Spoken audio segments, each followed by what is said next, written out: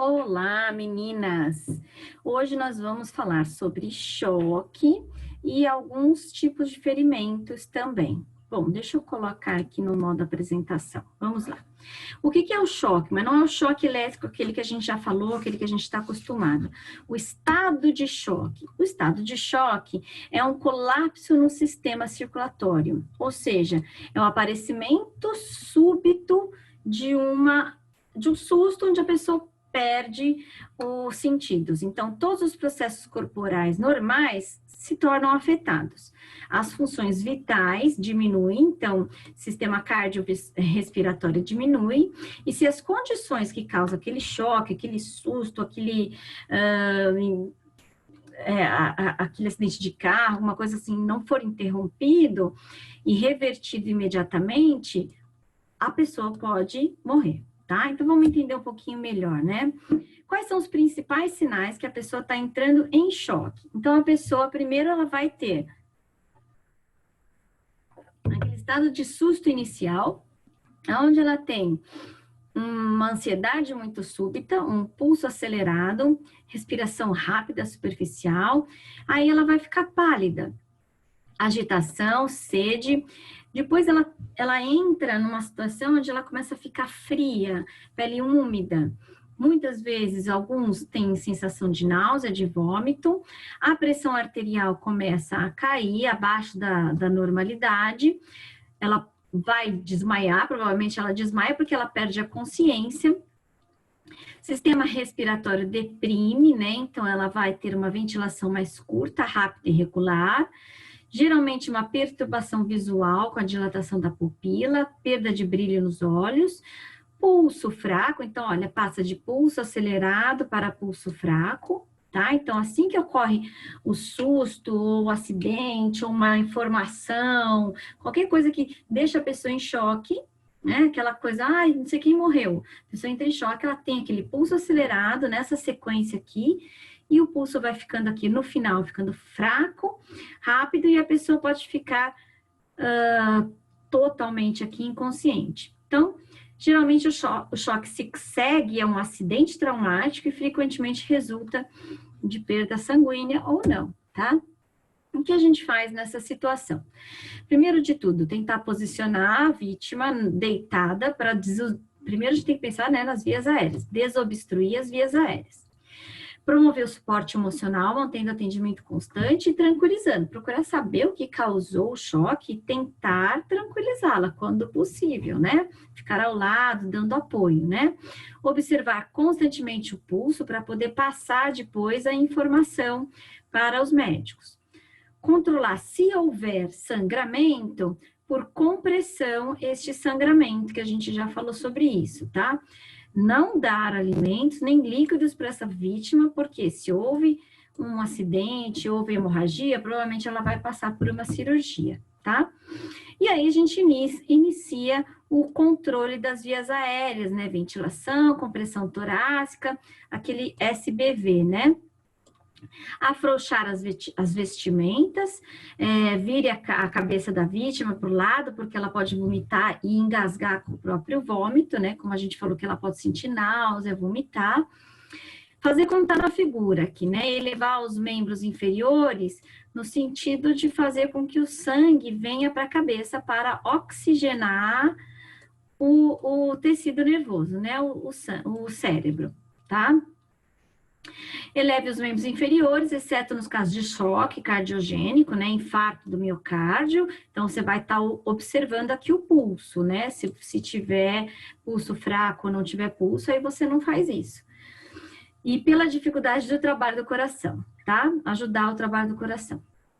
Sempre procurar aquecer a vítima, por conta principalmente da hemorragia e por conta da diminuição do batimento cardíaco, né? A pessoa treme, fica trêmula, tá? E hospital, tá? Então, quais são as principais causas que deixam a pessoa, que faz a pessoa entrar nesse choque? O choque elétrico é uma delas, hemorragia, queimadura extensa, ferimento grave, envenenamento, exposição a frio, calor, fratura, uma emoção violenta, uma informação, enfim, distúrbios circulatórios, dor aguda, infecção grave, acidentes de carro, tá? Acidentes de moto, acidentes de carro, acidentes de trânsito, isso sim. Temos alguns tipos de choque, como choque cardiogênico, que é quando o coração, incapacidade do coração de bombear sangue, que é o caso do infarto do miocárdio, que a gente já falou sobre isso. O neurogênico, que é quando a gente tem um traumatismo na coluna cervical, e aí eu vou ter uma dilatação dos vasos sanguíneos em função da lesão da medula. O choque séptico, que é a incapacidade do organismo em reagir a uma infecção. Então, quando você tem uma sepse, uma septicemia, então uma infecção muito forte, né? Você entra em choque séptico, com muitas toxinas dessas bactérias ou desses vírus na corrente sanguínea. Choque hipo, que é pouco, hipovolêmico, é geralmente quando você tem grandes perdas sanguíneas, tá? Hemorragias internas, queimaduras, perdas de plasma, de fluido, vômito, diarreia, você entra numa diminuição muito grande do seu volume de sangue, né? Isso que é chamado de choque hipovolêmico, baixo volume de sangue, que vai te gerar uma queda de uma pressão arterial muito acentuada, tá? Choque anafilático, então é uma reação muito forte, exagerada a um alérgeno, tá? Aí pode ser qualquer tipo de alérgeno, né? Então, a pele apresenta urticária, edema, cianose, o sistema respiratório começa a fechar, porque você vai ter edema na glote, né? Não passa mais o ar. E sistema circulatório por dilatação dos vasos sanguíneos, queda da pressão arterial, pulso fino, fraco, palidez, e aí você entra no famoso choque anafilático, né? Então, quem come camarão pela segunda vez e tem reação alérgica, picada de abelha, enfim. Como proceder? Inspeção na vítima, para você combater ou evitar a causa do choque, se possível, tá? De novo, manter ela deitada, são praticamente as mesmas regras do primeiro, né? Mas aqui é no caso de choques, principalmente no hipovolêmico, tá? Se caso hemorragia externa, verificar as vias aéreas, retirar da boca, né? Se tiver secreção, enfim. Sempre executar a massagem cardíaca quando possível, tá? Associada à respiração, que é aquele SBV, tá? Para aqueles procedimentos iniciais que a gente aprendeu, né? Verificar a dilatação de pupila, parada respiratória, afrouxar a vestimenta, cabeça para o lado, elevar os membros inferiores e hospital. Então, praticamente os mesmos procedimentos, nada de muito diferente. Essas aí são minhas pequenininhas. Deixa eu passar para o outro slide.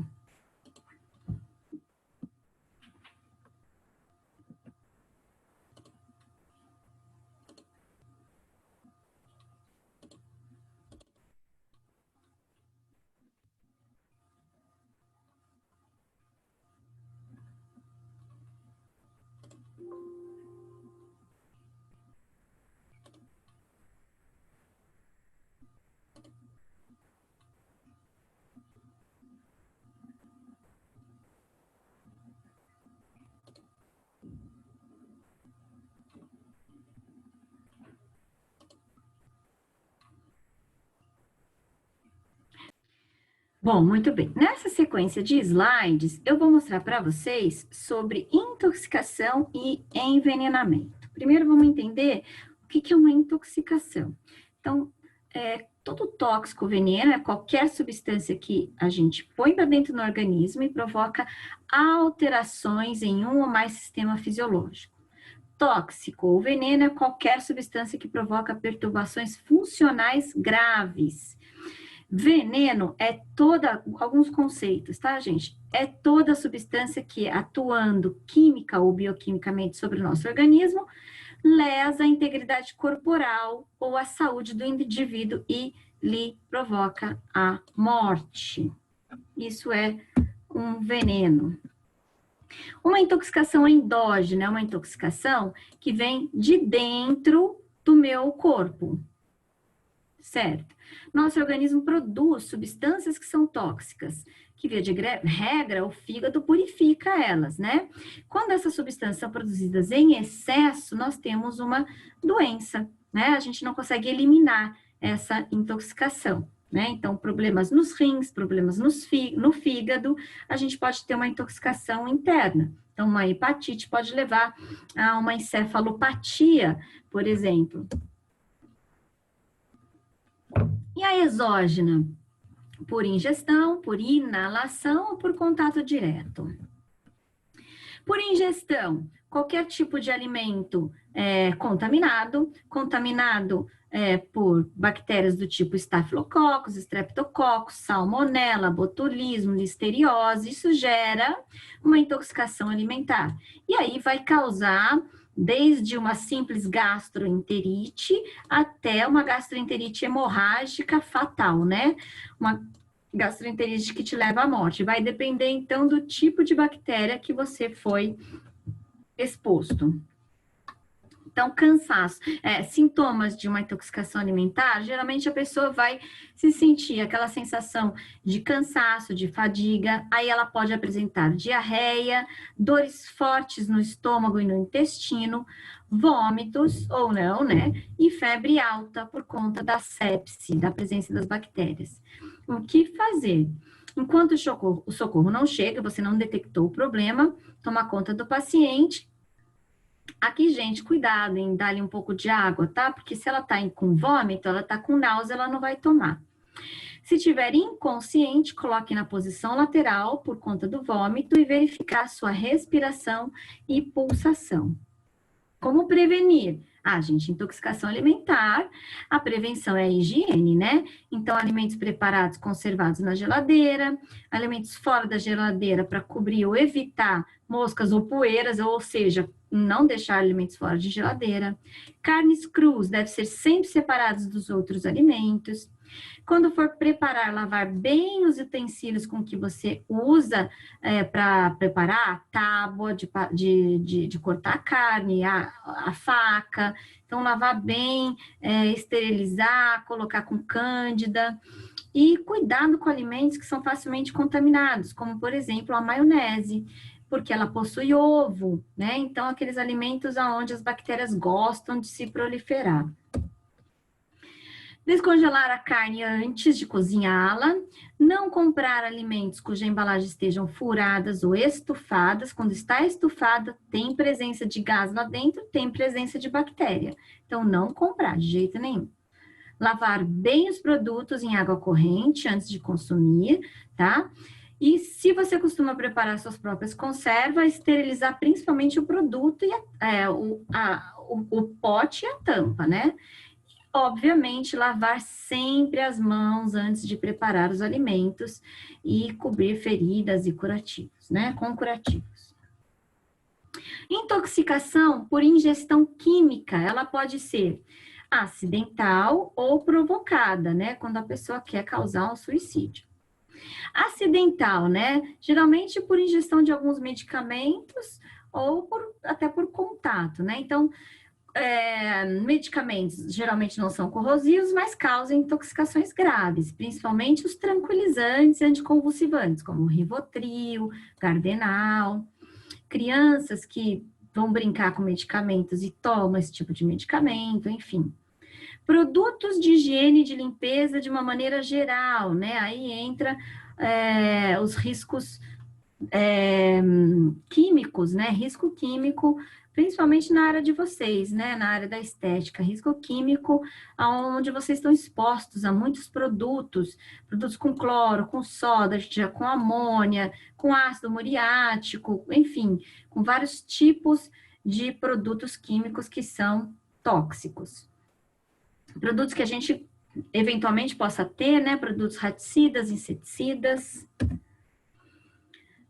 Derivados de petróleo, como gasolina, querosene, altamente tóxicos, metais pesados como chumbo, contidos em tinta, criança que fica mordendo, né, coisas que tem tinta, giz de cera, que hoje já é mais difícil, né, mas antigamente tinham muitos giz de cera com tinta que continha chumbo, tá? Peças de cerâmica que são com tintas também, tá?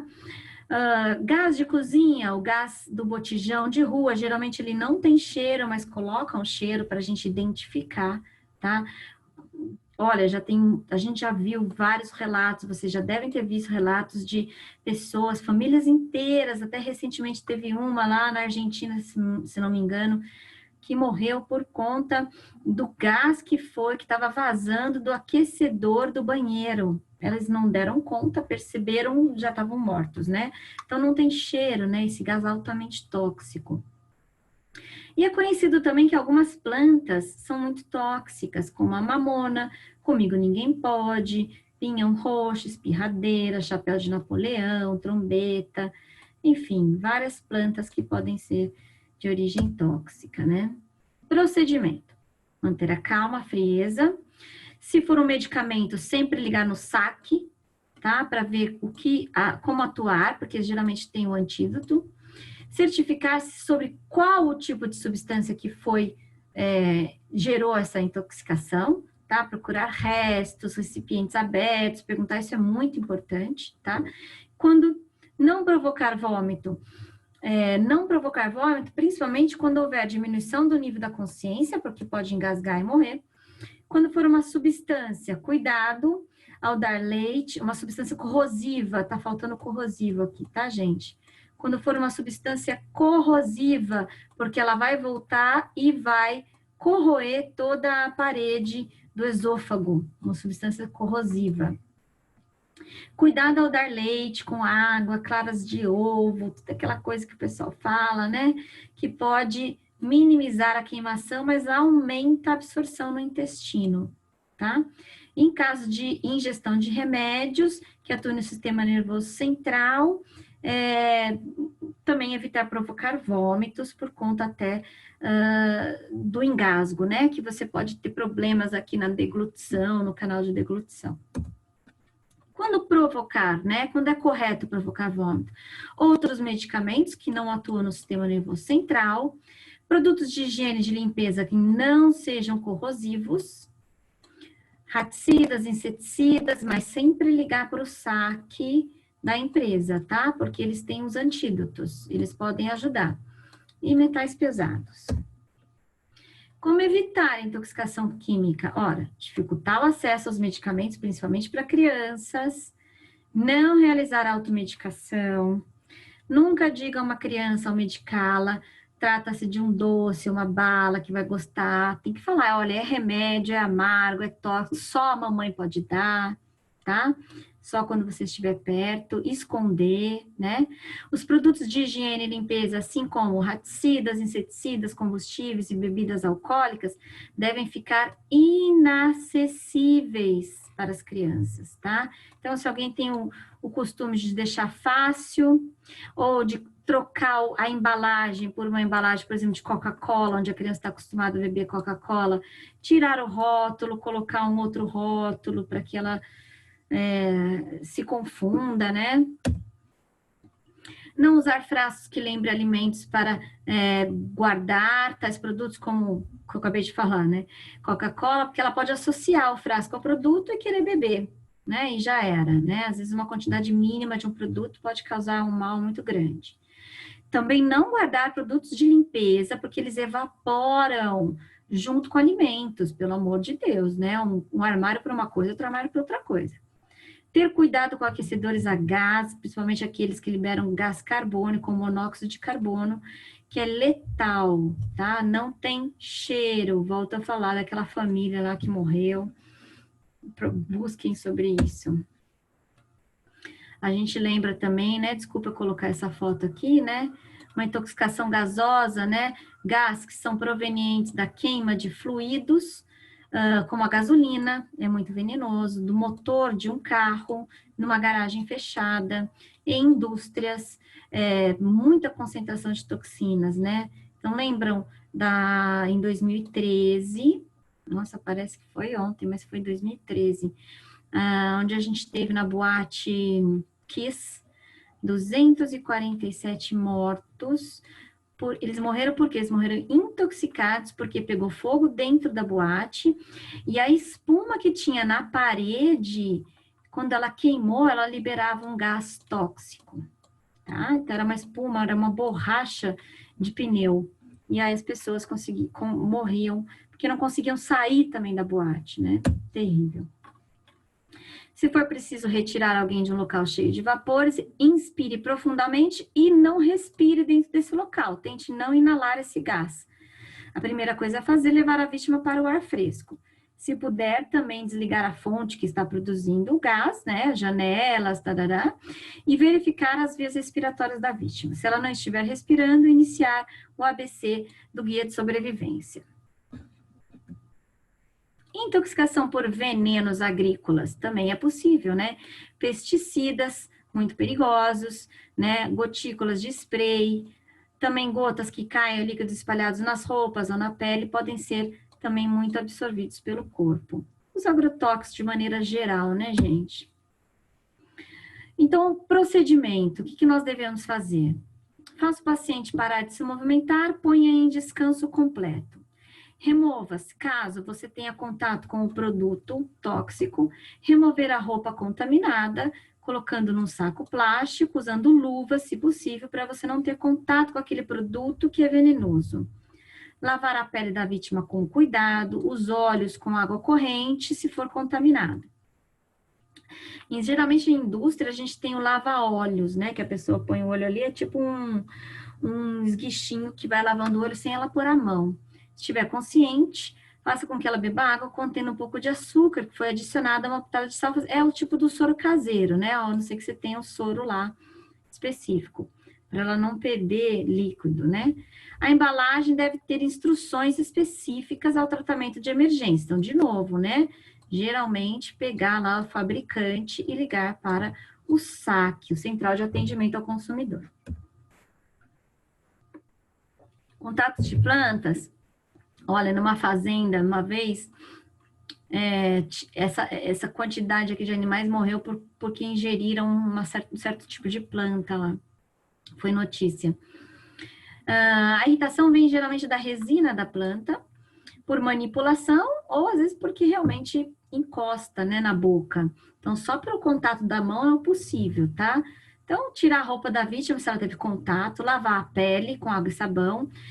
Se formou bolhas por queimadura dessa planta, né, urticária e tal, não estourar até que se forme na pessoa, e na maioria dos casos uma loção, com camomila, enfim. Alguns são graves, com elevação de temperatura exigem ajuda médica. Uma intoxicação. E animais peçonhentos, por último, né? Animais peçonhentos é a intoxicação pelo veneno desses animais, né? Muito comum aqui em São Paulo a presença de escorpião, que em crianças abaixo de 7, 8 anos é fatal, né? Em bebês é fatal. Então, a quantidade de toxina que esse bicho tem para crianças, ela é muito alta. O adulto pode até morrer, mas geralmente por o adulto ter mais sangue, acaba diluindo e ele não morre, mas pode deixar sequelas. Eles possuem aparelho de inoculação, né? Então, eles conseguem inocular a substância deles na nossa pele, pega a corrente sanguínea e a gente fica intoxicado através desse veneno, né? Embora os venenos atuem em todas as partes do corpo, as mais atingidas geralmente é o sistema nervoso, tá? Aparelho circulatório em segundo lugar, rins, sangue. Importante. Se for uma picada de cobra, sempre falam pra gente tentar ver, reconhecer, se puder ainda levar a cobra, né? Matar a cobra, levar a cobra para o local, ou tentar fotografar, identificar, porque no Instituto Butantan, que é o instituto onde a gente tem o soro antiofídico, quanto mais específico for, né? Você fala, olha, era uma cobra assim, vermelhinha, tarará, ele vai ter o soro mais específico para aquela picada de cobra, tá? Então, o Instituto Butantan é reconhecido mundialmente por ser uma central de soro antiofídico, principalmente para animais peçonhentos de todos os tipos, tá? E ele fica aberto 24 horas, todos os dias da semana. O tratamento deve ser o mais precoce possível, dependendo do veneno de cobra, é fatal, tá? É rápida absorção, a neutralização é feita com soros específicos e únicas substâncias eficientes contra o veneno são os soros antiofídicos. O que fazer, né, no caso de cobras? Após a picada, manter o paciente em repouso, evitando que ele ande, porque aí diminui a circulação, tá? Para evitar essa circulação sanguínea, para que evitar o espalhamento desse veneno no corpo todo. Não garrotear o membro, ou seja, não fazer esse torniquete, esse garrote, porque olha o pezinho aqui da pessoa, vai ficando roxo, ela vai perder esse pé. Pois a grande maioria dos acidentes é com serpente de grupo botrópico, isso vai agravar o local da lesão. Elevar o membro afetado e fazer várias perfurações, é o que eles recomendam, né? Tentar perfurar aqui ao redor da picada com uma agulha esterilizada, para tentar fazer com que o sangue saia aqui próximo e o veneno saia também por esse sangue. Né? Tem gente que até faz uns pequenos cortes aqui e tenta fazer o sangramento aqui, para ver se retira esse veneno. Gente, não é para pôr a boca e chupar esse veneno, porque você vai se intoxicar também. Tem gente que faz isso e se intoxica.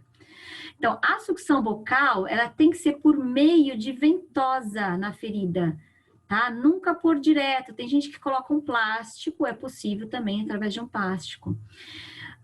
Mas o ideal é extrair o máximo de veneno.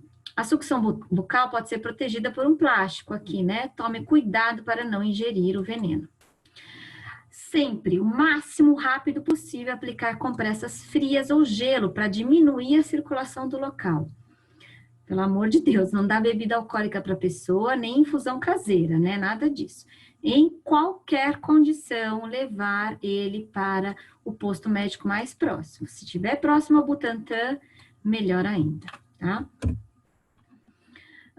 Não andar descalço, prevenção, né? Não andar descalço nas matas, usar bota de cano longo, mais de 60% dos acidentes são produzidos por picadas nos pés e nas pernas.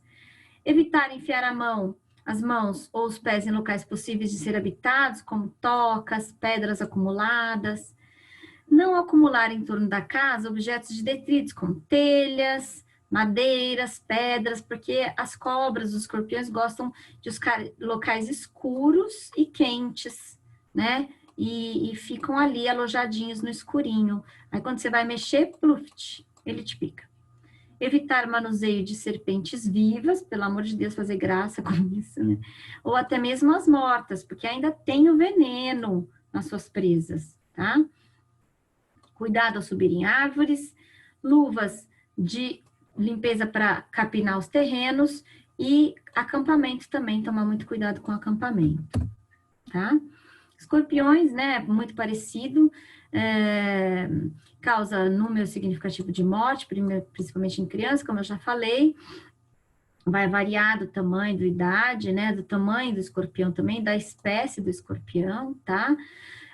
Geralmente ocorre no sistema nervoso o efeito dele, vai gerar mal-estar, dor de cabeça, fraqueza, vertigem, delírio, torpor, coma, choque, né?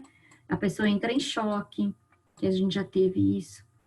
Possui também efeito no aparelho respiratório, né? Então, ela pode diminuir a sua respiração, ter um choque respiratório, aparelho digestivo, circulatório, além da dor, dizem que é uma dor muito forte, né? Uma dor intensa e persistente, formação de edema. Dizem que é uma dor bem forte, a dor da picada do escorpião. E aranha, né? Muitas aranhas podem causar picadas dolorosas, chegando a provocar necrose do tecido, até mesmo a morte, tá?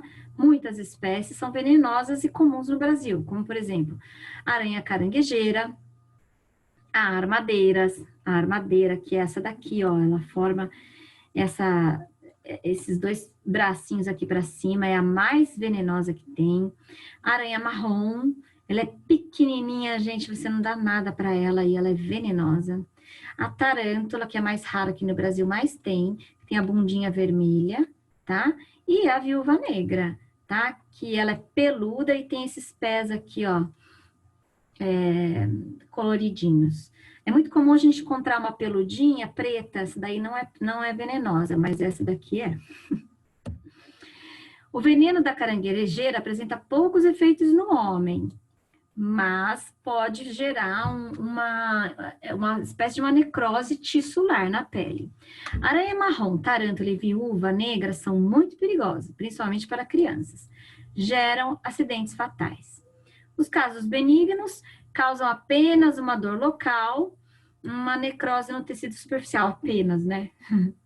Uma dor muito forte. Nos envenenamentos moderados, pode surgir fortes dores locais, náuseas, vômitos, queda da temperatura e suor constante. Em casos graves, também distúrbios de coagulação, comprometimento dos rins e diminuição da pressão. E aqui, ó, o choque que a gente já falou, certo? Eu acho que acabou mesmo. Então, pessoal, é isso. Acho que espero que vocês tenham gostado. Vou disponibilizar esses slides para vocês, para que vocês tenham todo o material aí disponível. E aí, a videoaula para vocês voltarem, se precisar, enfim. E no nosso chat, no nosso Zoom ao vivo, a gente tira as dúvidas de vocês, tá ok? Um beijo grande e até a próxima.